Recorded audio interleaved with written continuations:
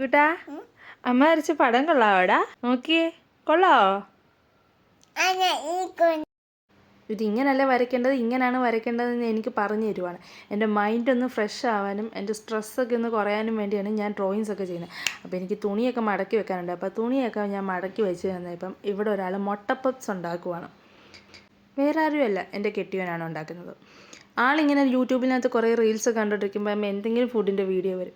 അപ്പോൾ ആൾക്ക് തോന്നും എന്തെങ്കിലും ഒന്ന് കഴിക്കാനായിട്ട്. അങ്ങനെ ഉണ്ടാക്കുന്നതാണ് ഈ മുട്ട പപ്സ്. അത് കഴിഞ്ഞ് ഞാൻ വന്നിരുന്നത് എൻ്റെ നെയിലിനകത്തുള്ള കുറച്ച് നെയിൽ പോളിഷൊക്കെ ഉണ്ടായിരുന്നു കേട്ടോ. അതൊക്കെ ഞാനിങ്ങനെ റിമൂവ് ചെയ്ത് കളയുമായിരുന്നു. അത് കഴിഞ്ഞ് ഞാൻ കിച്ചണിൽ വന്ന് നോക്കുമ്പോൾ ഇവിടെ തകർത്തിരുന്ന ഒരാൾ പപ്സ് ഉണ്ടാക്കുന്നത്. 3-4 പപ്സ് ഉണ്ടാക്കി ഫ്ലോപ്പായി കഴിഞ്ഞിട്ടാണ് ഈ 3 പപ്സ് നമുക്ക് കിട്ടിയത്. അപ്പോൾ ഞാനത് തിന്നു നോക്കുവാണ് കേട്ടോ.